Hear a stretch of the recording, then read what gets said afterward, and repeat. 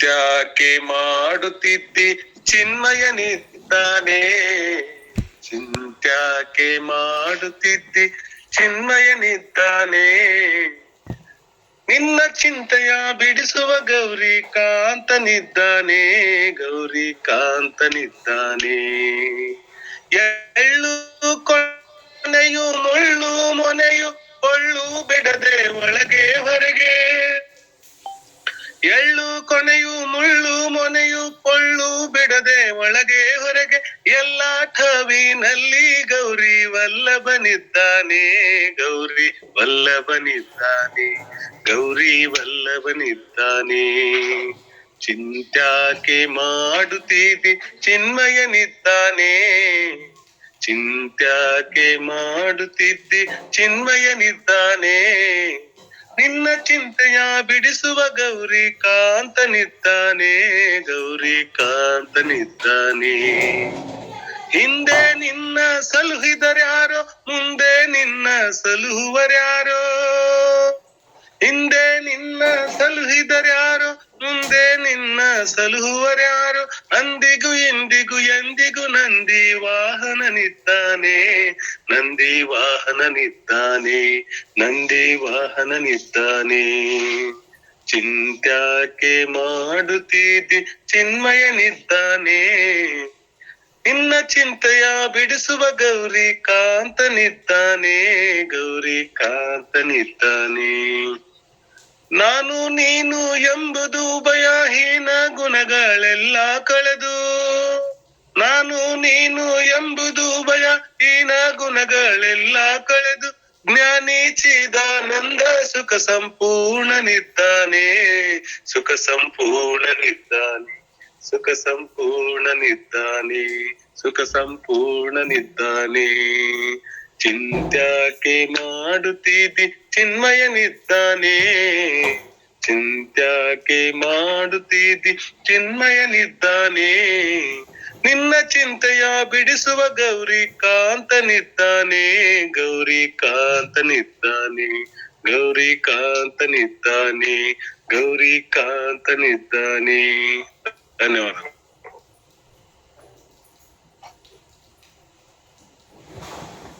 ಚಿಂತ್ಯಾಕ ಮಾಡತಿ ಚಿನ್ಮಯನಿದ್ದಾನೆ ಎಂದು ಸುಶ್ರಾವ್ಯವಾಗಿ ಪ್ರಾರ್ಥನೆಯನ್ನು ಮಾಡಿ ಚಂಚಲ ಚಿತ್ತಗಳನ್ನು ಕೇಂದ್ರೀಕರಿಸಿದ ಗುರುಗಳಿಗೆ ಅನಂತ ಧನ್ಯವಾದಗಳು. ಮರದೊಳಗನ ಫಲ ಮರ ತಿನ್ನುವುದೇನಯ್ಯ, ಹಸುವಿನೊಳಗನ ಹಾಲಂ ಹಸು ಕುಡಿಯುವುದೇನಯ್ಯ, ದೇಹದೊಳಗನ ಆತ್ಮ ದೇಹ ನೋಡುವುದೇನಯ್ಯ, ಹೂವಿನೊಳಗನ ಪರಿಮಳ ಹೂವು ಸವಿಯುವುದೇನಯ್ಯ.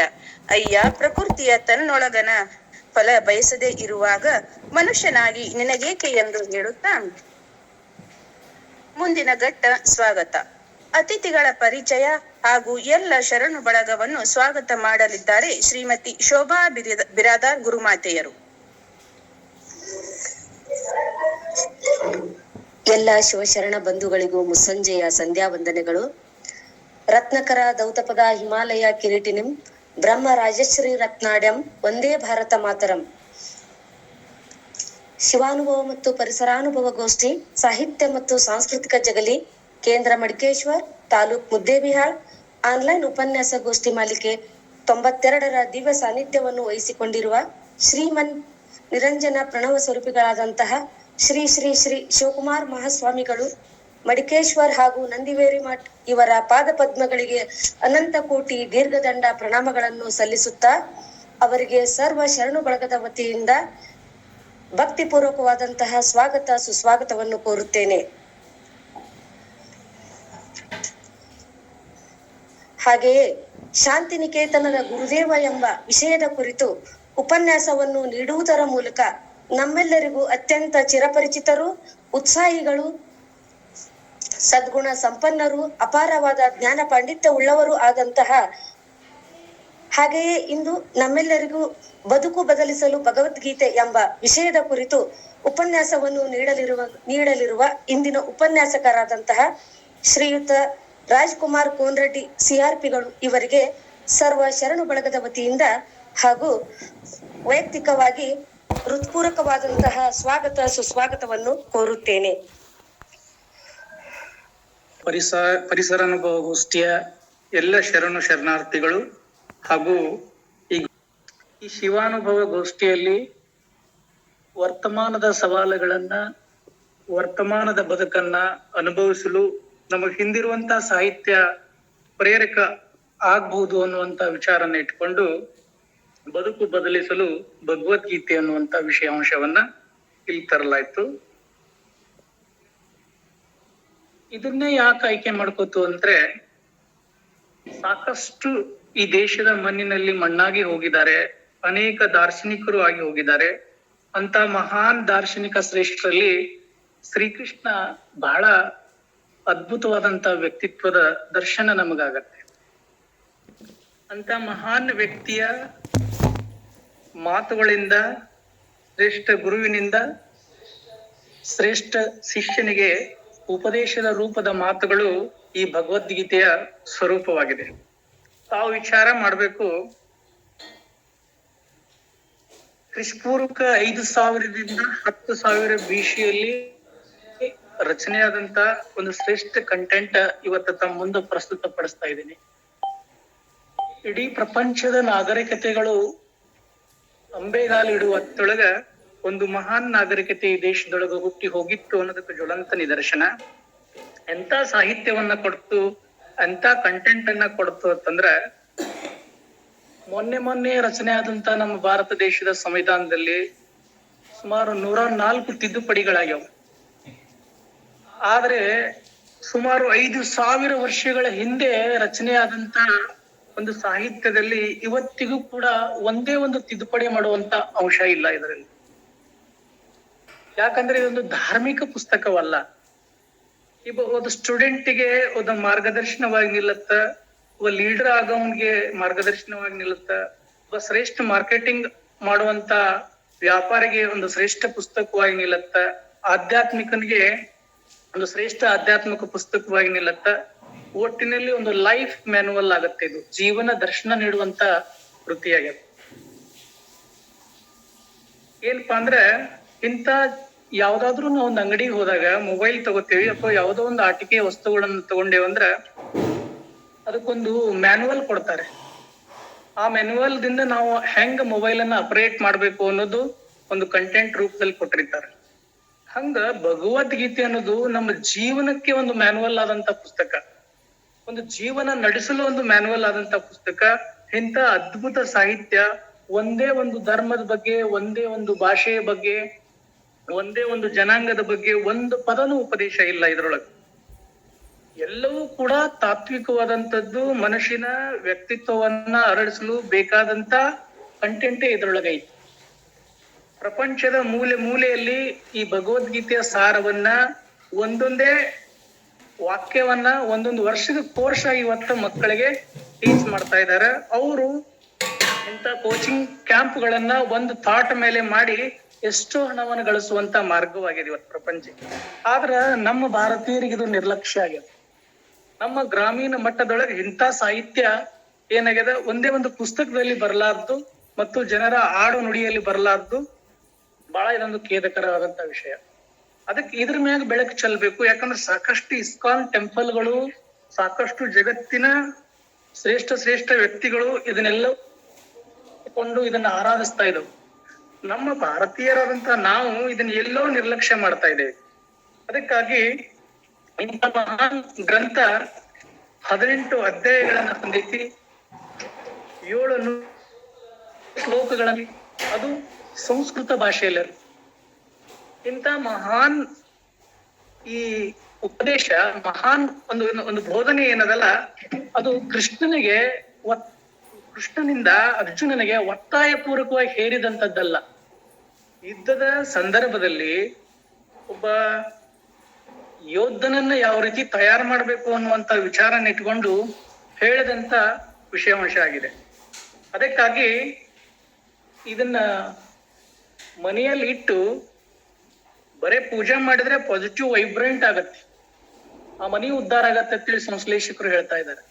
ಅಂತ ಮಹಾನ್ ಗ್ರಂಥ, ಇದರಲ್ಲಿರುವಂತ ವಿಚಾರಗಳನ್ನ ಓದಿದ್ದೇ ಆದ್ರ ಆ ಮನುಷ್ಯಗೆ ಏನ್ ನಿರ್ಮಾಣ ಆಗತ್ತೆ ಅಂದ್ರೆ, ಅವನ ಸಂಪೂರ್ಣವಾಗಿ ಮೆದುಳಿನ ಎಲ್ಲಾ ಭಾಗಗಳಲ್ಲಿ ಕೈಯಾಡಿಸ್ದಂಗಾಗತ್ತೆ.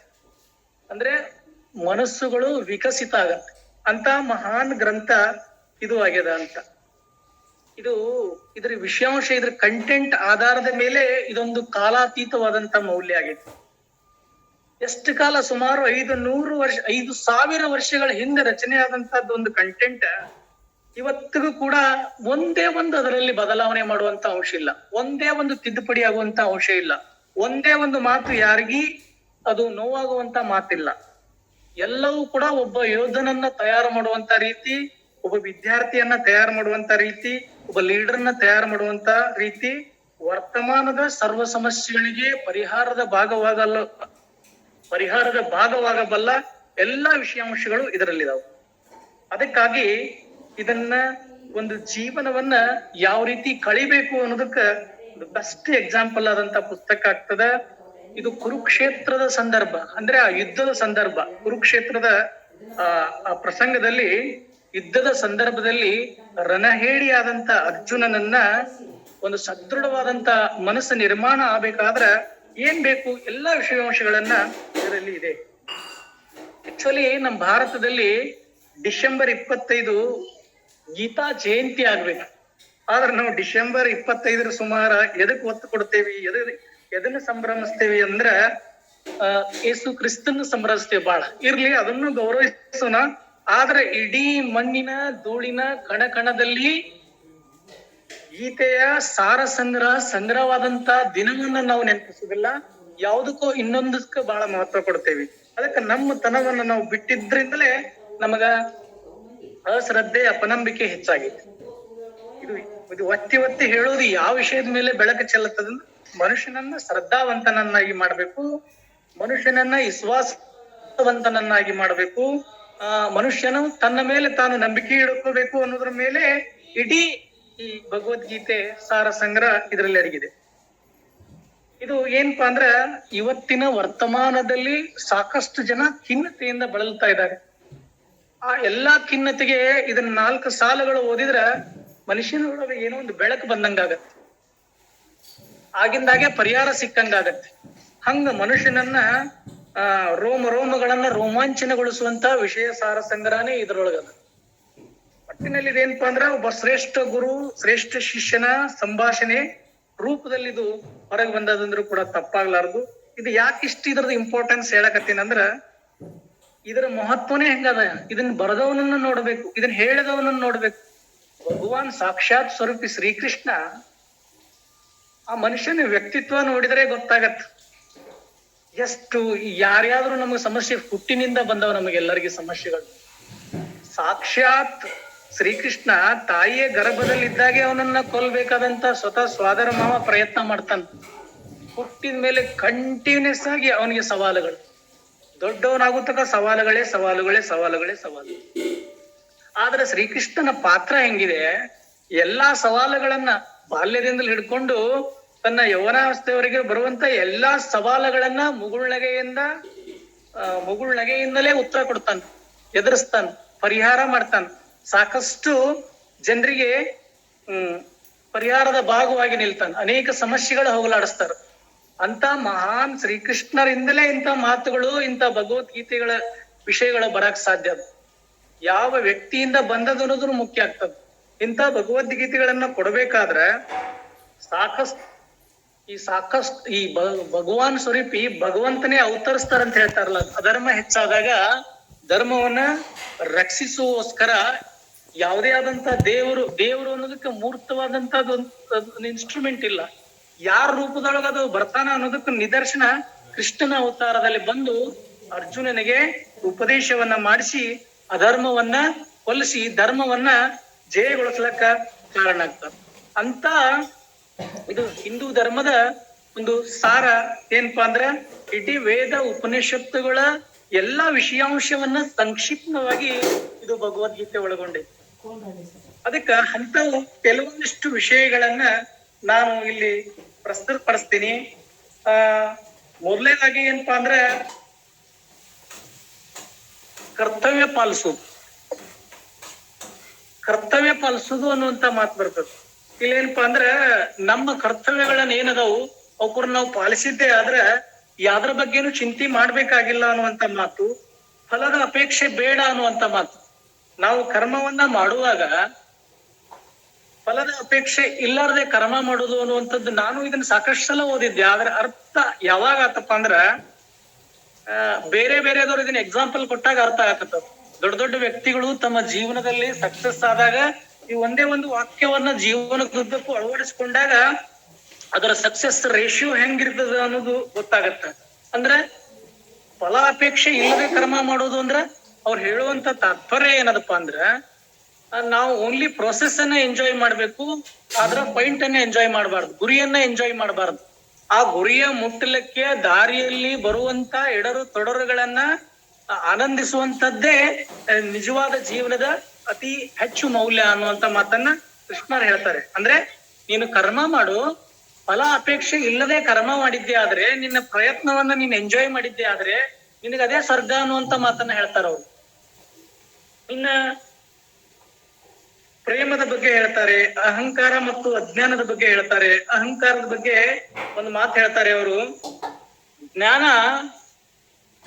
ಜ್ಞಾನ ಗಳಿಸುವುದು ಹೆಚ್ಚಾದಾಗ ಅದನ್ನ ಅಹಂಕಾರ ಮಾಡ್ಕೊಂಡ್ರ ಅದರಂತ ದರಿದ್ರತನೇ ಯಾವುದೂ ಇಲ್ಲ. ಜ್ಞಾನ ಹೆಚ್ಚಿಗೆ ಗಳಿಸಿದಂಗ ವಿನಮ್ರತೆ ಹೆಚ್ಚಾಗ್ಬೇಕು, ವಿನಯ ಹೆಚ್ಚಾಗ್ಬೇಕು ಅನ್ನುವಂಥದ್ದು ಶ್ರೀಕೃಷ್ಣರ ಮಾತು. ಇನ್ನ ಆತ್ಮ ಅಮರ ಅನ್ನುವಂಥದ್ದು, ಸಾಮಾಜಿಕ ನ್ಯಾಯ. ಇವತ್ತು ಸಾಮಾಜಿಕ ನ್ಯಾಯದ ಬಗ್ಗೆ ಇವತ್ತು ಬಹಳಷ್ಟು ಜನ ಮಾತಾಡ್ತಾರೆ. ಕೃಷ್ಣ 5,000 ವರ್ಷಗಳ ಹಿಂದೆ ಸಾಮಾಜಿಕ ನ್ಯಾಯದ ಬಗ್ಗೆ ಮಾತಾಡಿದಾನೆ. ಸಾಮಾಜಿಕ ನ್ಯಾಯ ಅಂದ್ರೆ ಸಮಾಜದ ಎಲ್ಲರ ವರ್ಗಗಳ ಹಿತದ ಜೊತೆ ಪರಿಸರದಲ್ಲಿರುವಂತ ಪ್ರಾಣಿ ಪಕ್ಷಿಗಳು ಅವುಗಳ ಬಗ್ಗೆ ದಯೆ ಕರುಣೆ, ಅವಕ್ಕೂ ಬದುಕನ್ನ ಆನಂದಿಸಲು ನಾವು ಅವಕಾಶ ಮಾಡಿಕೊಡೋದು ಸಾಮಾಜಿಕ ನ್ಯಾಯದ ಪರಿಕಲ್ಪನೆ. ಅವಾಗೆ 5,000 ವರ್ಷಗಳ ಹಿಂದೆ ಹೇಳ್ತಾರೆ ಶ್ರೀಕೃಷ್ಣ ಅವರು. ಇನ್ನ ಸತ್ಯದ ಜೊತೆ ಸಮರ್ಪಣೆ ಭಾವ, ಇನ್ನೊಬ್ಬರ ಬಲವನ್ನ ಹೆಚ್ಚಿಸುವುದು, ಇನ್ನೊಬ್ಬರಿಗೆ ಒಳ್ಳೆಯದನ್ನ ಬಯಸುವುದು, ಇವೆಲ್ಲ ಆತ್ಮದ ಸೌಂದರ್ಯಗಳು ಅನ್ನುವಂತ ಮಾತನ್ನ ಹೇಳ್ತಾರೆ. ವ್ಯಕ್ತಿಗತ ವಿಕಸನದ ಜೊತೆ ಸಾಮಾಜಿಕ ವಿಕಸನ ಕೂಡ ಮುಖ್ಯ. ವ್ಯಕ್ತಿ ವಿಕಸಿತ ಆದ್ರೆ ಅಷ್ಟೇ ಸಾಲದು, ಸಮಾಜವು ಕೂಡ ವಿಕಸಿತ ಆಗ್ಬೇಕು. ನೆರೆಹೊರೆಯವರ ಬದುಕುನು ಕೂಡ ಹಸನ ಆಗ್ಬೇಕು. ನೆರೆಯವರ ಬದುಕು ಹಸನ ಆದ್ರೆ ಅವಾಗ ಸಮಾಜದ ಬದುಕು ಹಸನ ಆಗತ್ತೆ. ಸಮಾಜದ ಬದುಕು ಹಸನ ಆದ್ರೆ ಹುಟ್ಟಿದಕ್ಕೂ ಒಂದು ಸಾರ್ಥಕ ಆಗತ್ತೆ ಅನ್ನುವಂತ ಮಾತನ್ನ ಹೇಳ್ತಾರೆ. ಮತ್ತೆ ನಿರ್ಣಯಗಳು, ಜೀವನದಲ್ಲಿ ಬರುವಂತ ನಿರ್ಣಯಗಳನ್ನ ಹೆಂಗ ಗೌರವಿಸ್ಬೇಕು, ಒಂದ್ ನಿರ್ಣಯ ತಗೊಂಡೇವಂದ್ರ ಜೀವನ ಪೂರ್ತಿ ಅದಕ್ಕೆ ಹೆಂಗ ಬದ್ಧನಾಗಿರ್ಬೇಕು, ಜೀವನವನ್ನ ಆನಂದಿಸ್ಬೇಕಂದ್ರ ನಿರ್ಣಯಗಳನ್ನ ಆನಂದಿಸ್ಬೇಕಂತ. ನಾವು ಯಾವ ನಿರ್ಣಯಗಳನ್ನ ತಗೊಂಡೇವಿ ಅವುಗಳಲ್ಲಿ ಆನಂದವನ್ನ ಕಾಣಬೇಕಂತ ಅಂದಾಗ ಅದು ಆ ನಿರ್ಣಯ ದಂಡಿಗೆ ಹತ್ತದಂತ. ಹಿಂಗ ಎಲ್ಲೋ ಒಂದಕ್ಕೊಂದು ಎಷ್ಟು ವಿಚಾರಗಳನ್ನ ಮಾತಾಡ್ತಾರಂದ್ರೆ, ಆಡು ಮುಟ್ಟದ ಸೊಪ್ಪಿಲ್ಲ, ಭಗವದ್ಗೀತೆ ತಿಳಿಸದ ವಿಷಯಾಂಶನೇ ಇಲ್ಲ ಅಂತ. ಈ 18 ಅಧ್ಯಾಯಗಳನ್ನ ನೋಡುವುದಾದ್ರೆ ಇದರಲ್ಲಿ ಬಹಳ ಅದ್ಭುತವಾದಂತ ವಿಷಯಾಂಶಗಳು ಬರ್ತವೆ. ಈ 18 ಅಧ್ಯಾಯದಲ್ಲಿ ಏನಪ್ಪಾ ಅಂದ್ರ ಉದಾಹರಣೆಗಾಗಿ ಹೇಳ್ಬೇಕಂದ್ರ ಮೊದಲನೇದ ಅಧ್ಯಾಯ ಯಾವ್ದಪ್ಪ ಅಂದ್ರ ರಣಾಂಗಣದಲ್ಲಿ ರಣಹೇಡಿಯಾಗಿ ಒಂದು ಗೊಂದಲದಲ್ಲಿದ್ದಂತ ಅರ್ಜುನನಿಗೆ ಬೋಧನೆ ಮಾಡುವಂತದ್ದೊಂದು ಅಧ್ಯಾಯ ಇದೆ. ಅದರಲ್ಲಿ ಫಸ್ಟ್ನೇ ಅಧ್ಯಾಯದಲ್ಲಿ ಅದೇ ಇದೆ. ಏನ್ ಹೇಳ್ತಾನಂದ್ರೆ ಅರ್ಜುನ, ಕೃಷ್ಣ ಗುರು ನೀನ್ ಹೇಳ್ದಂಗೆ ನಾನು ಏನಾದ್ರು ಇವ್ರ ಜೊತೆ ಯುದ್ಧ ಮಾಡಿದ್ರೆ ಅವರೆಲ್ಲ ನನ್ನ ಬಂಧು ಬಳಗ, ಅವ್ರನ್ನ ನಾನು ಕೊಲ್ಲುವುದಂದ್ರೆ ಅದು ಮಹಾಪಾಪ. ಅದಕ್ಕಾಗಿ ನನಗೆ ಅವ್ರನ್ನ ಕೊಲ್ಲುವುದು, ಈ ರಕ್ತ, ಇದು ಎಲ್ಲ ನನಗೆ ಬೇಡ ಅಂತ ಹೇಳ್ತಾರ ಅವ್ರು. ಅದಕ್ಕೆ ಹೇಳ್ತಾರೆ, ಕೃಷ್ಣ ಹೇಳ್ತಾರೆ, ನೀನು ಕ್ಷಾತ್ರಿಯ ಧರ್ಮದಲ್ಲಿ ಹುಟ್ಟಿ ರಾಜನಾಗಿ ಹುಟ್ಟಿದಿ ಅಂದ್ಮೇಲೆ ಅಧರ್ಮವನ್ನ ಗೆಲ್ಬೇಕಾಗ್ಯದಂದ್ರ, ಧರ್ಮದಿಂದಲೇ ಗೆಲ್ಬೇಕಾಗ್ಯದಂದ್ರ ನೀನು ಅರ್ಜುನನ ಪಾತ್ರವನ್ನ ನೀನು ವಹಿಸಾಕತ್ತಿ. ಅದಕ್ಕಾಗಿ ನೀನು ಯುದ್ಧ ಮಾಡ್ಲೇಬೇಕು. ಇದನ್ ಧರ್ಮ ಉಳಿಬೇಕಾಗ್ಯದಿಲ್ಲಿ, ಅಧರ್ಮ ಸೋಲ್ಬೇಕಾಗ್ಯದಿಲ್ಲಿ. ಅಧರ್ಮ ನನ್ನ ರೂಪದೊಳಗ ನಿನ್ನ ರೂಪದೊಳಗ ಸಾಕ್ಷಾತ್ ದೇವರನ್ನೇ ಬಂದು ಅದನ್ನ ಸೋಲಿಸ್ಬೇಕಾಗ್ಯದ ಅನ್ನುವಂತ ಮಾತನ್ನ ಹೇಳಿ ಹೊರದುಂಬ್ತಾರೆ. ಇನ್ನು 2ನೇ ಅಧ್ಯಾಯದಲ್ಲಿ ಸಾಂಖ್ಯ ಯೋಗ ಅಂತ ಬರುತ್ತೆ. ಶ್ರೀಕೃಷ್ಣನು ಆತ್ಮ ಅಮರದ ಬಗ್ಗೆ, ದೇಹ ನಶ್ವರದ ಬಗ್ಗೆ ಹೇಳ್ತಾರೆ ಇಲ್ಲಿ. ಇನ್ನು ಕರ್ಮಯೋಗದ ಬಗ್ಗೆ ಹೇಳ್ತಾರೆ. ಜೀವನದಲ್ಲಿ ನಾವ್ ಏನನ್ನ ಪಡೆದಿದ್ದೇವೆ ಅಂದ್ರೆ ಅದು ಕರ್ಮಯೋಗದಿಂದಲೇ ಪಡೆದಿದ್ದೇವೆ. ಎಲ್ಲಾ ಯೋಗಕ್ಕಿಂತಲೂ ಶ್ರೇಷ್ಠವಾದಂತ ಯೋಗ ಕರ್ಮಯೋಗ ಅನ್ನುವಂತ ಮಾತನ್ನ ಹೇಳ್ತಾರೆ. ಯಾಕಂದ್ರ ಇವತ್ತು ನಾವು ಇದು ವರ್ತಮಾನಕ್ಕೆ ಉಪಯೋಗ ಆಗ್ತದ ಅನ್ನೋದೊಂದು ಚೆಕ್ ಮಾಡ್ಕೊಂಡಾಗ ಪ್ರತಿಯೊಂದು ನಾವ್ ಇರುವಂತ ಇರುವಿಕೆ ಎಲ್ಲವೂ ಕೂಡ ನಾವು ಹೊಂದಿರುವಂತ ಸಂಬಂಧಿಕರು ಎಲ್ಲವೂ ನಮ್ಮ ಕರ್ಮದ ಫಲದ ಆಧಾರದ ಮೇಲೆ ನಿರ್ಮಾಣ ಆಗ್ಯದ. ನಾನು ಒಳ್ಳೆಯ ಮಾತನಾಡಿದ್ರ ಒಳ್ಳೆ ರೀತಿಯಿಂದ ಇದ್ರ ಒಳ್ಳೆ ಸಂಬಂಧಗಳ ನಿರ್ಮಾಣ ಆಗ್ತಾವು. ಇವತ್ತು ನಾವ್ ಏನಾದ್ರೂ ಆಗಿದ್ದೇವಂದ್ರೆ ಹಿಂದ ಮಾಡಿದ ಕರ್ಮದ ಫಲ ಇವು. ಹಿಂದಂದ್ರೆ ಒಂದ್ 5 ವರ್ಷ 10 ವರ್ಷ ಒಂದು 20 ವರ್ಷದ ಹಿಂದೆ ನಾವು ಏನ್ ಕರ್ಮಗಳನ್ನ ಮಾಡಿ ಇವತ್ತು ಆ ಕರ್ಮದ ಫಲಗಳನ್ನ ಅನುಭವಿಸಕತ್ತೀವಿ ಅನ್ನುವಂತ ಮಾತು. ಮತ್ತು ಕರ್ಮ ಯೋಗ್ಯವಾದ ಕರ್ಮವನ್ನ ಮಾಡಿದ್ದೇ ಆದ್ರ ಯೋಗ್ಯವಾದ ಫಲಗಳು ಬಂದೇ ಬರ್ತಾವು ಅನ್ನುವಂತ ಮಾತು. ಜ್ಞಾನ ಕರ್ಮ ಸನ್ಯಾಸ ಯೋಗ ಅನ್ನುವಂಥದ್ದು, ಇನ್ನು ಕರ್ಮ ಸನ್ಯಾಸ ಯೋಗ ಅನ್ನುವಂಥದ್ದು ಇವೆಲ್ಲವೂ 18 ಅಧ್ಯಾಯಗಳು ಬರ್ತವೆ. ಬದುಕಿನಲ್ಲಿ ಪ್ರತಿಯೊಂದು ಒಂದು ಏನಪ್ಪಾ ಅಂದ್ರ ಅನಿರ್ಣಯ ಮನಸ್ಥಿತಿಗೆ ಅಜಾರಗುಂತ ಮನಸ್ಥಿತಿಗೆ ಬಹಳ ಸದೃಢವಾದಂತ ಬಲವನ್ನ ತುಂಬುವಂತ ಎಲ್ಲಾ ವಿಚಾರಗಳು ಈ 18 ಅಧ್ಯಾಯದಲ್ಲಿ ಬರ್ತದೆ. ಈ 18 ಅಧ್ಯಾಯಗಳು ಬಹಳಷ್ಟು ಮನುಷ್ಯನನ್ನ ಧ್ಯಾನದ ಬಗ್ಗೆ, ಅವನ ಕರ್ಮದ ಬಗ್ಗೆ, ಅವನ ಏನಪ್ಪಾ ಅಂದ್ರ ಸನ್ಯಾಸತ್ವದ ಬಗ್ಗೆ, ಭಕ್ತಿ ಮಾರ್ಗದ ಬಗ್ಗೆ ಎಲ್ಲವೂ 18 ಅಧ್ಯಾಯಗಳಲ್ಲಿ ಒಂದೇ ಒಂದು ಅಧ್ಯಾಯ ವೇಸ್ಟ್, ಒಂದೇ ಒಂದು ಅಧ್ಯಾಯ ಇದರಲ್ಲಿ ನಿರರ್ಥಕ ಅನ್ನುವಂತ ಮಾತೇ ಇಲ್ಲ. ಅದಕ್ಕಾಗಿ ದಿನನಿತ್ಯದ ಇವತ್ತು ನಮ್ಮ ವರ್ತಮಾನದ ಬದುಕಿನ ಸವಾಲುಗಳನ್ನ ಸಮಸ್ಯೆಗಳನ್ನ ಪರಿಪರಿಯಾಗಿ ಬಿಡಿಸುವಂತ ಎಲ್ಲಾ ವಿಷಯಾಂಶ ಈ 18 ಅಧ್ಯಾಯದಲ್ಲಿ ಅದ. ಅದಕ್ಕಾಗಿ ಇದು ಬಹಳ ಅದ್ಭುತವಾದಂತ ವಿಚಾರಧಾರೆಯನ್ನ ಒಳಗೊಂಡಿರುವಂತ ಸಾರಾಂಶ. ಇದರಲ್ಲಿ ಇನ್ನೊಂದು ಹೇಳುವಂತ ಪ್ರಮುಖವಾದಂತ ಮುಖ್ಯವಾದಂತ ಅಂಶಗಳು ಯಾವಪ್ಪ ಅಂದ್ರ, ಯಾರ ಮನಸ್ಸು ಪವಿತ್ರ ಮತ್ತು ಸ್ವಚ್ಛವಾಗಿರುವುದೋ ಅವರಿಗೆ ಕಷ್ಟ ಬಂದಾಗ ಯಾರೋ ಜೊತೆಯಲ್ಲಿ ಇಲ್ಲದಿದ್ರು ಈಶ್ವರನ ಶಕ್ತಿ ಒಂದಲ್ಲ ಒಂದ್ ರೀತಿಯಲ್ಲಿ ಅವ್ರ ಜೊತೆ ಇರ್ತದಂತ ಅನ್ನುವಂತ ಮಾತು. ನಾವು ಒಬ್ಬಂಟಿಯಾದ ಜೀವನದೊಳಗೆ ಅನ್ಕೊಂಡಾಗ ಯಾರು ಬರ್ಲಿಲ್ಲ ಅಂದ್ರೂ ಭಗವಂತನ ಒಂದು ಅಂತಃಶಕ್ತಿ ನಮ್ಮ ಸುತ್ತ ಪ್ರಖರವಾದಂತ ಬೆಳಕನ್ನ ಚೆಲ್ತಿರ್ತದ ಅನ್ನುವಂತ ಮಾತು. ಇನ್ನ ಅವ್ರು ಹೇಳುವಂತದ್ದು ಏನಪ್ಪಾ ಅಂದ್ರೆ ಅದೇ ಫಲದ ಚಿಂತೆ ಬಿಟ್ಟು ನೀನು ನಿನ್ನ ಕರ್ತವ್ಯವನ್ನ ಮನಸ್ಸಿಟ್ಟು ಮಾಡು, ಕರ್ತವ್ಯವನ್ನ ಮಾಡದೆ ತಪ್ಪಿಸಿಕೊಳ್ಳುವ ವಿಚಾರ ನಿನ್ನಲ್ಲಿ ಹುಟ್ಟದಿರ್ಲಿ ಅನ್ನುವಂತ ಮಾತು. ಇನ್ನ ನಿನ್ನ ತಪ್ಪು ಇಲ್ಲದೆ ಯಾರು ನಿನ್ನನ್ನ ನಿಂದಿಸಿದರೂ ಪ್ರತಿಕಾರ ತೀರಿಸಲು ನಿನ್ನ ಕೈಯಲ್ಲಿ ಆಗದಿದ್ದರೂ ಕಾಲ ಅವರನ್ನು ತಪ್ಪದೇ ಶಿಕ್ಷಿಸುತ್ತದೆ. ಏಕೆಂದರೆ ಅವರು ಮಾಡಿದ ಕರ್ಮಗಳಿಗೆ ಅವರು ಶಿಕ್ಷೆ ಅನುಭವಿಸಲೇಬೇಕು ಅನ್ನುವಂತ ಮಾತು. ಎಷ್ಟಿದು ವಾಸ್ತವಿಕ ಸತ್ಯಾಂಶ ಇದೆ ಅಂದ್ರೆ ಇದರಲ್ಲಿ ಯಾರೋ ನಮ್ಮನ್ನ ನಿಂದಿಸಿದ್ರು, ಏನೋ ನಮ್ ತಪ್ಪಿರ್ಲಿಕ್ಕೂ ನಮ್ಮನ್ನ ನಿಂದಿಸಿದ್ರು ಅಂದ್ರ ಅವ್ರಿಗೆ ಪಶ್ಚಾತ್ತಾಪ ಗ್ಯಾರಂಟಿ ಯಾವ ರೂಪದೊಳಗ ಅದು ಹಾಗೆ ಆಗ್ತದ ಅನ್ನುವಂತ ಮಾತು. ಏನಪ್ಪಾ ಅಂದ್ರ ಅವ್ರ ಕರ್ಮ, ಅವ್ರು ಮಾಡಿರುವಂತ ಕರ್ಮಗಳನ್ನ ನಾವು ಬಿಟ್ರು ಅವ್ರ ಕರ್ಮ ಅವರನ್ನು ಬಿಡಲ್ಲ, ಅದು ರೂಪ ಬೇರೆ ಬೇರೆ ಆಗಿ ಅವ್ರನ್ನ ಅದು ಕಾಡ್ಸತ್ತೆ ಅನ್ನುವಂತ ಮಾತನ್ನ ಹೇಳ್ತಾರೆ ಕೃಷ್ಣ. ಇನ್ನ ಯಾವುದು ನಿನ್ನ ಭಾಗ್ಯದಲ್ಲಿದೆಯೋ ಅದು ನಿನಗೆ ಸಿಕ್ಕೇ ತೀರುತ್ತದೆ. ಯಾವುದು ನಿನ್ನದಲ್ಲೋ ಅದು ನೀನು ಎಷ್ಟೇ ಪ್ರಯತ್ನಿಸಿದ್ರೂ ಸಿಗ್ಲಾರ್ದು. ಚಿಂತೆ ಬಿಡು, ಜೀವನದಲ್ಲಿ ಬರುವುದೆಲ್ಲವೂ ಬಂದಂತೆ ಸ್ವೀಕರಿಸು. ಜೀವನದೊಳಗೆ ನಾವ್ ಏನೋ ಅನ್ಕೊಂಡಿರ್ತೇವೆ, ಎಲ್ಲವೂ ಅನ್ಕೊಂಡಿದ್ದು ಜೀವನದಲ್ಲಿ ಆಗಂಗಿಲ್ಲ. ನಮ್ಮ ಕರ್ಮದ ಫಲದ ಪರಿಕಾಷ್ಠತೆಯ ಪರಿಣಾಮವಾಗಿ ನಮಗ್ ಏನಾದ್ರೂ ಸಿಗ್ತದ. ಆದ್ರೆ ನಮಗ್ ಸಿಕ್ಕಿಲ್ಲ ಅಂದ್ರ ನನ್ನ ಪ್ರಯತ್ನದ ದೋಷ ಇರ್ತದ, ಅಥವಾ ಅದು ನನಗ ಯೋಗ್ಯತೆ ನನಗಿಲ್ಲ ಅಂತ ತಿಳ್ಕೊಂಡು ನಾವು ಸುಮ್ಮನಾಗ್ಬೇಕು ಅನ್ನುವಂತ ಮಾತು.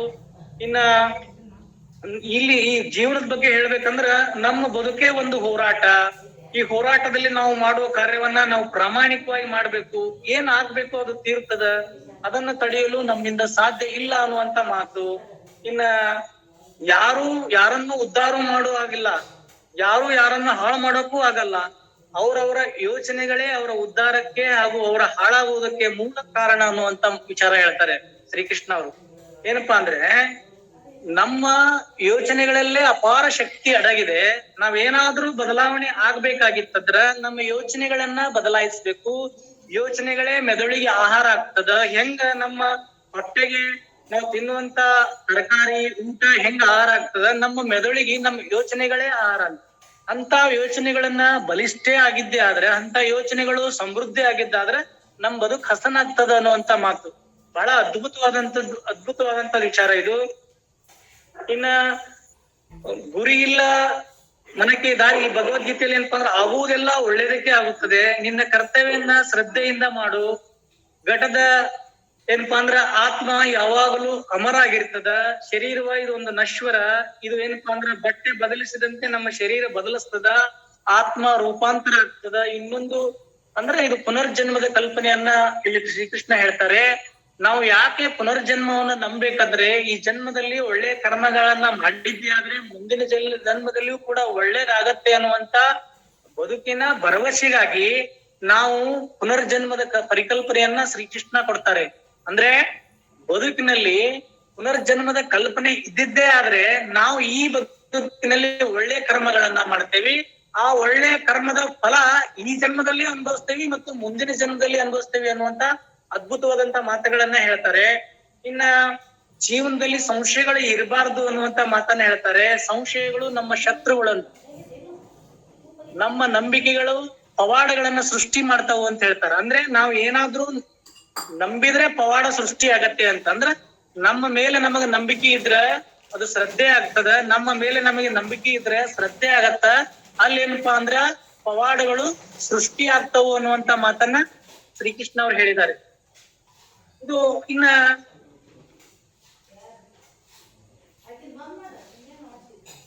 ಇನ್ನ ಸಾಕಷ್ಟು ಇಂಥ ವಿಷಯಗಳ ಬಗ್ಗೆ ಬೆಳಕು ಚೆಲ್ಲಿದ್ದಾರೆ. ನಮ್ ಬದುಕು ಒಂದು ಹೋರಾಟ. ಈ ಹೋರಾಟದಲ್ಲಿ ನಾವು ಮಾಡುವ ಕಾರ್ಯವನ್ನ ಪ್ರಾಮಾಣಿಕವಾಗಿ ಮಾಡ್ಬೇಕು. ಇನ್ನ ಫಲದ ಚಿಂತೆ ಬಿಟ್ಟು ನಮ್ಮ ಕರ್ಮಗಳನ್ನ ಮಾಡ್ಬೇಕು. ಕರ್ಮ ಸಿದ್ಧಾಂತದ ಬಗ್ಗೆ ಬಹಳ ಒತ್ತಿ ಒತ್ತಿ ಒತ್ತಿ ಹೇಳಿದ್ದಾರೆ. ನಮ್ಮ ಸಕಲ ಕಷ್ಟಗಳನ್ನ ಯಾವ್ದಾದ್ರೂ ಪರಿಹರಿಸಿದ್ರ ನಾವು ಮಾಡುವಂತ ಪುಣ್ಯದ ಕರ್ಮಗಳು ನಮ್ಮನ್ನ ಸಫಲತೆ ಒಯ್ತಾವು ಅನ್ನುವಂತ ಮಾತನ್ನ ಹೇಳಿದ್ದಾರೆ. ಇನ್ನ ವಿಶೇಷವಾಗಿ ಹೇಳುವುದಾದ್ರೆ,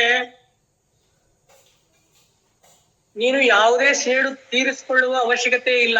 ಕೇವಲ ಒಂದು ಹೆಜ್ಜೆ ಹಿಂದಿಟ್ಟು ನೋಡು. ನಿನ್ನನ್ನು ನೋವಿನಿಂದ ನರಳುವಂತೆ ಮಾಡಿದವರು ಕ್ರಮೇಣ ತಮ್ಮನ್ನೇ ತಾವು ನೋವಿನಿಂದ ನರಳಿಸಿಕೊಳ್ಳುತ್ತಾರೆ. ನೀನು ಅದೃಷ್ಟಶಾಲಿ ಆದರೆ ಇದನ್ನೆಲ್ಲ ನೋಡುವೆ. ಅಂದ್ರೆ ಜೀವನದಲ್ಲಿ ಯಾರಾದ್ರೂ ಸೇಡು ತೀರಿಸ್ಕೊಳಕ್ ನಾವೇ ಹೋಗಬಾರ್ದು. ಅವ್ರ ಕರ್ಮಗಳೇ ಅವರನ್ನ ಸೇಡು ತೀರಿಸ್ತಾವ ಅಂತ. ಅದಕ್ಕಾಗಿ ನಾವು ಒಂದು ಕಾಲ ಹಿಂದಿಟ್ಟು ನೋಡುದಂದ್ರೆ ಅರ್ಥ ಸಂಯಮದಿಂದ ಇದ್ದಿದ್ದೆ ಆದ್ರೆ, ತಾಳ್ಮೆಯಿಂದ ಇದ್ದಿದ್ದೆ ಆದ್ರೆ, ವಿವೇಕದಿಂದ ಇದ್ದಿದ್ದೆ ಆದ್ರೆ ನಾವು ಏನ್ ಮಾಡ್ಬೇಕಂತಿರ್ತೀವಲ್ಲ ಅದು ಪ್ರಕೃತಿನೇ ಅವ್ರಿಗೆ ಮಾಡತ್ತೆ ಅನ್ನುವಂತ ಮಾತನ್ನ ಹೇಳ್ತಾರೆ. ಇನ್ನ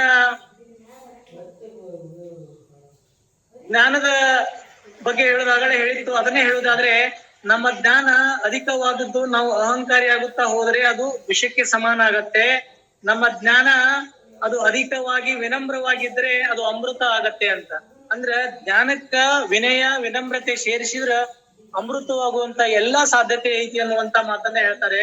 ಇನ್ನ ಒಂಟಿತನದ ಬಗ್ಗೆ ಹೇಳ್ತಾರೆ. ಒಂಟಿಯಾದೆ ಎಂದು ಕೊರಗಬೇಡ, ಸೂರ್ಯನು ಕೂಡ ಒಂಟಿನೇ, ಚಂದ್ರನು ಕೂಡ ಒಂಟಿನೇ, ಆದ್ರೂ ಅವರು ಜಗಕ್ಕೆ ಬೆಳಕನ್ನ ನೀಡ್ತಾರೆ. ನಿನ್ನ ಸಾಮರ್ಥ್ಯದ ಮೇಲೆ ನೀನು ನಡಿ, ಸೂರ್ಯ ಚಂದ್ರರಂತೆ ನೀನು ಜಗತ್ತಿಗೆ ಬೆಳಕು ನಡ್ತೀಯ, ನಿನ್ನ ಬದುಕು ಕೂಡ ಹಸನಾಗತ್ತೆ ಅನ್ನುವಂತ ಮಾತನ್ನ ಹೇಳ್ತಾರೆ. ಸಾಕಷ್ಟು ವಿಚಾರಗಳನ್ನ ಶ್ರೀಕೃಷ್ಣ ಅವರು ಹೇಳ್ತಾರೆ ಈ ಭಗವದ್ಗೀತೆಯಲ್ಲಿ. ಅದಕ್ಕೆ ನಾವು ಜೀವನದಲ್ಲಿ ಏನಾದ್ರೂ ಆರಾಧನೆ ಮಾಡ್ತೀನಿ ಅಂದ್ರೆ ಈ ಭಗವದ್ಗೀತೆಯ ಪುಸ್ತಕಗಳನ್ನ ಆರಾಧನೆ ಮಾಡಿದ್ದೇ ಆದ್ರೆ ಎಲ್ಲಾ ಜಗತ್ತಿನ ಶ್ರೇಷ್ಠ ವ್ಯಕ್ತಿಗಳು ಎಲ್ಲರೂ ಕೂಡ ಭಗವದ್ಗೀತೆಯನ್ನ ಓದಿದ್ದಾರೆ. ಪ್ರತಿಯೊಬ್ಬರ ಮನೆಯಲ್ಲಿ ಭಗವದ್ಗೀತೆ ವಿಚಾರಗಳು ಇದ್ದಿದ್ದೇ ಆದ್ರೆ ಯಾವ ಪೂಜೆ ಪುನಸ್ಕಾರಗಳನ್ನ ಮಾಡದೆಯೂ ಕೂಡ ನಾವು ನೇರವಾಗಿ ಕರ್ಮದ ಫಲದ ಆಧಾರದ ಮೇಲೆ ಸಂತೃಪ್ತಿ ಜೀವನವನ್ನ ಮಾಡಬಹುದು, ಆನಂದದಾಯಕವಾದಂತ ಜೀವನವನ್ನ ಮಾಡಬಹುದು ಅನ್ನುವಂಥದ್ದು. ಇನ್ನ ಅನೇಕ ಮಹಾನ್ ಚಿಂತಕರು ಈ ಭಗವದ್ಗೀತೆ ಬಗ್ಗೆ ಶ್ರೀಕೃಷ್ಣನ್ ಬಗ್ಗೆ ಹೇಳಿದಾರೆ. ಶ್ರೀಕೃಷ್ಣನ್ ಫೋಟೋ ಮನೆಯಲ್ಲಿ ಇದ್ದಿದ್ದೇ ಆದ್ರೆ ಆ ವ್ಯಕ್ತಿಯ ಒಂದು ಹೃದಯ ವೈಶಾಲ್ಯತೆ ನಮ್ ಕಣ್ಣು ಮುಂದ ಇದ್ದಿದ್ದೇ ಆದ್ರೆ ಅದು ರಿಫ್ಲೆಕ್ಟ್ ಆಗ್ತದ ನಮ್ ಜೀವನದೊಳಗ. ಅದಕ್ಕ ಶ್ರೀಕೃಷ್ಣನ ಈ ಉಪದೇಶದ ಚಿತ್ರಗಳು, ಶ್ರೀಕೃಷ್ಣನ ಫೋಟೋ ಇರುವಂತ ಭಾವಚಿತ್ರಗಳು ನಮ್ಮ ಅಕ್ಕಪಕ್ಕದಲ್ಲಿ ಇದ್ದಿದ್ದೇ ಆದ್ರೆ ಅಂತ ವ್ಯಕ್ತಿತ್ವ ಆಟೋಮೆಟಿಕ್ ಅದೊಂದು ಪರ್ಸನಾಲಿಟಿ ಟ್ರಾನ್ಸ್ಫಾರ್ಮ್ ಆಗತ್ತೆ ಅನ್ನುವಂತ ಮಾತುಗಳನ್ನ ಕೂಡ ಹೇಳ್ತಾರೆ. ಅದಕ್ಕೆ ಸಾಕಷ್ಟು ಬದುಕಿನಲ್ಲಿ ಬದಲಾದವರು, ಬದುಕಿಗೆ ಬಹಳಷ್ಟು ಜನರಿಗೆ ಭರವಸೆ ಆಗಿದ್ದು ಈ ಭಗವದ್ಗೀತೆ ಆಗೈತಿ. ಇಂತ ಮಹಾನ್ ವ್ಯಕ್ತಿಗಳು ಈ ಭಗವದ್ಗೀತೆಯನ್ನ ಪ್ರಚಾರ ಮಾಡಕ್ಕಾಗಿ ಜೀವನ ಸವಿಸ್ಯಾರ. ಒಬ್ರು ವೇದಿಕ್ ಮೂರ್ತಿ ಅಂತೇಳಿ ಬರ್ತಾರೆ. 72ನೇ ವಯಸ್ಸಿನಲ್ಲಿ 26 ದೇಶಗಳನ್ನ ಸುತ್ತಿ 26 ಟೆಂಪಲ್ಗಳನ್ನ ಈ ಕೃಷ್ಣನ ಹೆಸರಿನಲ್ಲಿ ಕಟ್ತಾರೆ. ₹1 ಅವರು ಭಾರತದಿಂದ ಒಯ್ದಿಲ್ಲ, ₹1 ಅವ್ರೇನ್ಪಾ ಅಂತ ತಮ್ಮ ಕಿಶೆಯಿಂದ ಕೈಯಿಂದ ಹಾಕಿ ಕೊಟ್ಟಿಲ್ಲ. ಎಲ್ಲ ಭಕ್ತರಿಂದನೇ ಮಾಡಿಸ್ಯಾರ. ಅಂದ್ರೆ ಒಬ್ಬ ಸಾದಾ ಮನುಷ್ಯನು ಕೂಡ ಭಗವದ್ಗೀತೆಯನ್ನ ಪ್ರಚಾರ ಮಾಡಿ ಭಗವದ್ಗೀತೆಯ ಸಾರ ಸಂಗ್ರಹವನ್ನ ಹೇಳಿ ಇಡೀ ಜಗತ್ತಿನ ತುಂಬಾ ಹೆಸರುವಾಸಿಯಾದಂತವ್ರು ಸಾಕಷ್ಟು ಜನ ಇದ್ದಾರೆ. ಬದುಕು ಸಾಕಷ್ಟು ಜನರು ಬದಲಾವಣೆ ಮಾಡ್ಕೊಂಡಿದ್ದಾರೆ. ಹೇಳ್ಬೇಕಂದ್ರೆ ಇದು ಆಕ್ಚುಲಿ ಒಬ್ಬ ಅರೆಬರೆ ತಿಳುವಂತ ನನ್ನಂತವರಿಂದ ಇದು ಸಾಧ್ಯ ಇಲ್ಲ. ಭಗವದ್ಗೀತೆ ಅನ್ನುವಂಥದ್ದು ಇದು ಇಡೀ ಒಂದೇನಪ್ಪಾ ಅಂದ್ರೆ ಅಗಾಧವಾದದ್ದು ಮತ್ತು ಬಹಳ ಅಪಾರವಾದಂತ ಜ್ಞಾನವನ್ನ ಹೊಂದದ. ಇದು ನಮ್ಮಂತವ್ರ ಬಾಯಿಯೊಳಗೆ ಏನೋ ಅರೆಬರೆ ತಿಳ್ಕೊಂಡು 4 ವಿಷಯಾಂಶಗಳನ್ನ ಹೇಳ್ದಂಗ ಆಗಿದೆ. ಆದ್ರೆ ಇದು ಪೂರಾ ಆ ಭಗವದ್ಗೀತೆಯ ಭಾವವನ್ನ ಹೇಳಕ್ ಸಾಧ್ಯ ಇಲ್ಲ, ಭಗವದ್ಗೀತೆಯ ದೃಷ್ಟಿಕೋನವನ್ನ ಹೇಳಕ್ ಸಾಧ್ಯ ಇಲ್ಲ. ಯಾಕಂದ್ರೆ ಆ 5,000 ವರ್ಷಗಳ ಹಿಂದೆ ಆ ಯುದ್ಧದ ಸನ್ನಿವೇಶ, ವಾತಾವರಣ ಮತ್ತು ಆಗಿನ ಪರಿಸ್ಥಿತಿ, ಆಗಿನ ಧರ್ಮ ಅಧರ್ಮ ಇವುಗಳೆರಡರ ಹೋಲಿಕೆ ಅದು ನಮ್ಮಂತವ್ರ ಮನುಷ್ಯರಿಂದ ಅದನ್ನ ಈ ಪದಗಳಲ್ಲಿ ಸೆರೆ ಹಿಡಿದು ಹೇಳಕ ಸಾಧ್ಯವಾಗದ ಮಾತು. ಯಾಕಂದ್ರೆ ಮಹಾನ್ ಅವತಾರಿ ಪುರುಷರವರು, ಅಂತ ಅವತಾರಿ ಪುರುಷರ ಬಾಯಿಯಲ್ಲಿ ಬಂದಂತ ಮಾತುಗಳು ಸಾಕ್ಷಾತ್ ದೇವರ ಸ್ವರೂಪಿಯ ಮಾತುಗಳು. ಇಂಥ ಮಾತುಗಳು ಮಾನವನನ್ನ ದೇವಮಾನವನ್ನಾಗಿ ಪರಿವರ್ತಿಸುವ ಎಲ್ಲ ವಿಷಯಾಂಶ ಇದರಲ್ಲಿದೆ. ಆದ್ರ ಅದಕ್ಕಿಂತ ಮುಖ್ಯವಾಗಿ ನಾವು ನಮ್ಮ ಸಂಸಾರಿಕ ಜೀವನದಲ್ಲಿ ಇಂಥ ವರ್ತಮಾನದಲ್ಲಿ, ಸ್ಪರ್ಧೆಯ ವರ್ತಮಾನದಲ್ಲಿ ಮತ್ತು ನಾಗಾಲೋಟದಿಂದ ಸಾಗುತ್ತಿರುವ ನಾಗರಿಕತೆಯ ಮಧ್ಯದಲ್ಲಿ ಈ ಭಗವದ್ಗೀತೆಯನ್ನ ನಾವು ಅಳವಡಿಸ್ಕೊಂಡಿದ್ದೇ ಆದ್ರೆ ಎಲ್ಲ ಒಬ್ಬ ಉತ್ತಮವಾದಂತ ವಿದ್ಯಾರ್ಥಿ ಆಗಕ, ಉತ್ತಮವಾದಂತ ಲೀಡರ್ ಆಗಕ, ಉತ್ತಮವಾದಂತ ಮಾರ್ಕೆಟಿಂಗ್ ಮಾಡಕ, ಅದು ಆಧ್ಯಾತ್ಮಿಕವಾಗಿ ಸ್ಪಿರಿಚುವಲ್ ಆಗಿ ಕೂಡ ನಾನೇನಾದ್ರೂ ಆತ್ಮದ ಬಗ್ಗೆ ಏನಾದ್ರೂ ಸಾಧನೆ ಮಾಡ್ಬೇಕಂದ್ರ ಅದ್ಭುತವಾದಂತ ಕೃತಿ.